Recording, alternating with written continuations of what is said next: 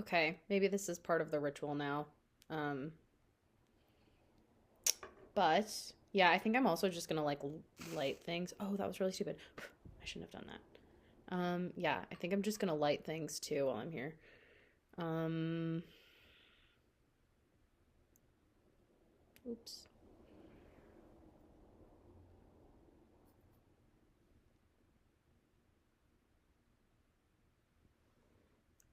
Oops again. So I think I'm gonna do this a little bit differently today, where I actually think I'm going to title the video now and and then talk and see how that goes. Because I was just talking to a friend of mine who um, is very active on social media and kind of has like a side thing for their social media. They have a lot of followers and it's like in the creative space, specifically fashion. And it really kind of like triggered something in me to really want to react to a question that they posed to their audience, and I am part of their audience, which was, I think it was something like, is copying ever okay? Let's just say it was, is copying ever okay?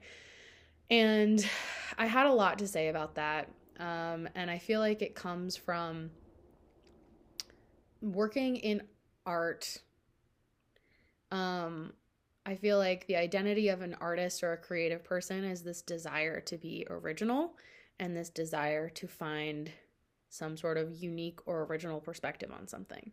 And so I think this person was kind of asking that question because they have experienced the, it almost feels like a mini violation when someone sort of like takes some part of your unique self-expression or something that you have curated for yourself and takes it and uses it as their own expression of their identity, or kind of a way to sort of yeah, express their identity, but they haven't really done the work to find that themselves.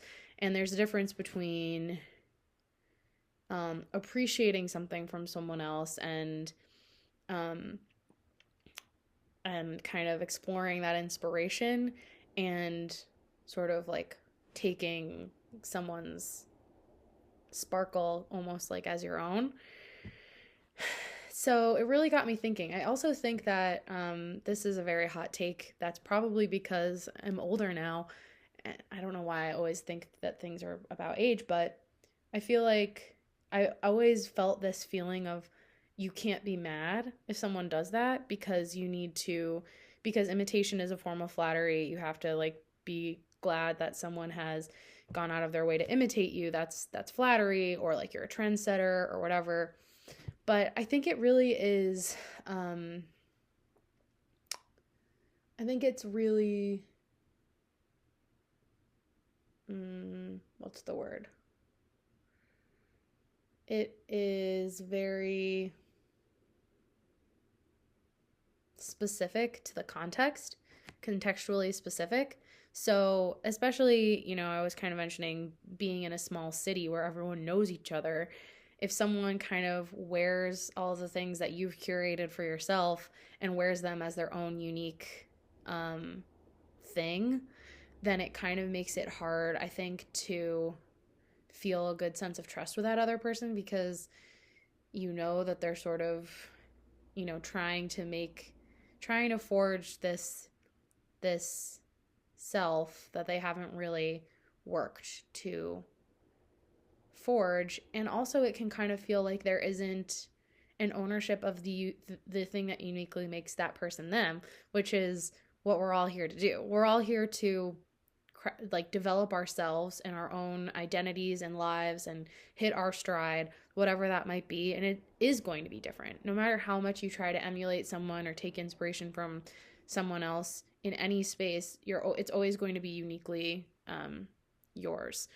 That's the whole idea of like an artist's hand, or someone's voice in writing. You can try to sound like someone as much as you want, but the fact that it comes from you, it's always going to have its own unique sound or its own unique tone. And the fact that you draw it, it's always going to have your hand to it. I guess with fashion too, it's like it's on your body. and nothing is going to look the same on one person to another. I mean, maybe an identical twin. And I think thinking of kind of like from a curation standpoint, you might say that you love an artist, but if you don't have your reason for loving that artist and you just want to love that artist because you think it's cool and you don't have a reason behind it, it's empty. And the same goes for like a film or music or theater or anything like that. If you don't have your own reason and your own kind of taste, palette, whatever you want to say, point of view for liking what you like and loving what you love and being who you are, it has an expiration date pretty quickly to be able to speak about it with others. And what I was talking about with this person who kind of posed that question and was talking about it with their community online is that as a creative, as an artist, that is a huge part of work. Like that is a big part of the work of being an artist and being a creative person is crafting what you uniquely like yourself and knowing that you're going to get inspiration from others, knowing that you're going to be able to borrow, but you have to kind of be able to have that your own self-curation, which is, okay, do I like that thing? Can I speak to why I like that thing? And that's really, I think, where the work comes in. And I think specifically working in design, working in creative, anything, people get paid for that ability, point blank. People get paid exactly for the ability to have good taste and to say that thing, not that thing. And so if you kind of wear that, you have that ability to say that this is good or not, it is kind of detracting from people who make that their work to be themselves, to have an aesthetic and have an aesthetic opinion and an aesthetic point of view that others will pay to have access to. And I guess to that point, being brave enough to kind of call, okay, well, that's not a person I want to give access to myself then, because they haven't respected the access. They haven't respected having that access to, credit me or honor me or whatever. And yeah, it's kind of going back to an earlier point about that. I think when I was younger, I would sort of think that, oh, well, that's not being compassionate and that's not sharing and that's not recognizing that like imitation is whatnot or whatever. But yeah, the point I just made from a business perspective, from a work perspective, and creative as a field of work, design, fashion, idea generation, all these things as work, it kind of makes it feel more legit to be like, that's not cool, especially if no one's like, if you're not crediting that person. Now that is sort of, I think, how competition in creative fields plays out often. And it's good to have competition in any space. I think it just, you have to kind of like think about what the relationship is at that point, and is that relationship coming from a place of genuine sharing and genuine like disclosure and co-creation. Yeah, like, is that coming from a space of co-creation, or is that coming from a place of competition and kind of absconding was the word I used with my friend who posted that, like, or is it coming from a place of like absconding, because that's when you're going to have that feeling of violation. Yeah, that's where that feeling of violation is going to come from. And that is also trusting your gut. If you feel like someone is kind of violating you, there's probably something to that. And life is too short not to honor what's in our hearts. And especially when it comes to trusting the motivation of others. If you feel like someone close to you is like acting in a way that doesn't make you feel comfortable with the motivation behind it and kind of how it speaks to you and your role in their lives, there's something worth listening to there. So I came into, I'm going to link, I'll check with them to make sure they're okay with it, because I don't want to like blow up their spot, but I'm going to link my friend if she's okay with it. I'm going to link her in the bio. So you can see her account and kind of what she's about and stuff, because she's really wonderful and it's been kind of nice having some conversation with her. So yeah, Oops, I just gave away some of their pronouns, but whatever. So yeah, the title that I was going with for this video is called The Work of Becoming. I've been really into the concept of becoming for a while, and it reminds me a lot of like this beingness, because being is very, I mean, it's very philosophical, and a lot of people don't even like to think about that as a philosophical concept and entity because it's very fluffy and kind of mushy and why. But I actually think that for as fluffy, mushy, whatever you might want to say, it actually has a lot of grit to it for the work of ourselves and our self-development and developing our perspectives. I think sometimes the fluffiest topics and the fluffiest concepts can actually have the most grit for our internal selves and our internal work. So being fluffy as it may be when we talk about it with others and whatnot actually has so much grit when it comes to like developing ourselves. And becoming, I think, is similar to that too.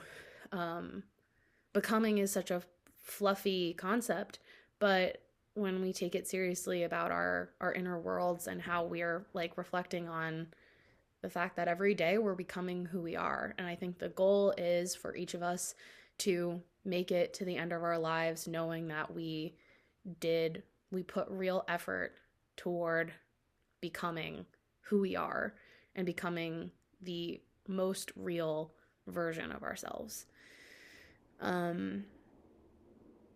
Yeah, and I think the frustration that we might feel if you feel like someone's copying you or kind of like taking part of your identity and wearing it as their own is that the work of an artist and the work of a creative is putting real effort toward becoming this most real version of ourselves through all of the different forms of expression. Whatever your chosen forms of expression, mediums are, that is the work that we take seriously, is becoming that most real version of ourselves toward the end. And you can have compassion for someone maybe not being in a place to become that or to take that work seriously, but yeah, you can have compassion for that, but you also have every right to feel like gypped that you've made that real work and put time in a real way toward that, and someone is kind of like trying to get out of doing that work. And as we age and as we age through our becoming, I think that it's really important to own that feeling of like, this is work that I'm putting in to really craft this self and craft this voice and continually chip away at that until the end of my life, and not feeling cool about someone taking that inner work. So yeah.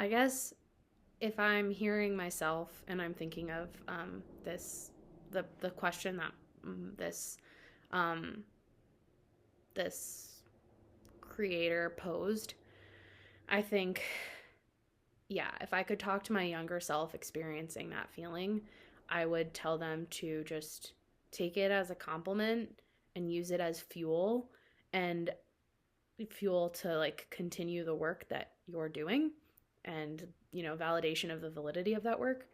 And importantly, I would say that you're right to want to distance yourself from that person, because if your feeling is a feeling of violation, or your feeling is a feeling of that, like, of being gypped or something being taken from you in that way, it's probably better to just take the compliment and distance yourself rather than continuing to give in a way that's not being recognized or understood as giving.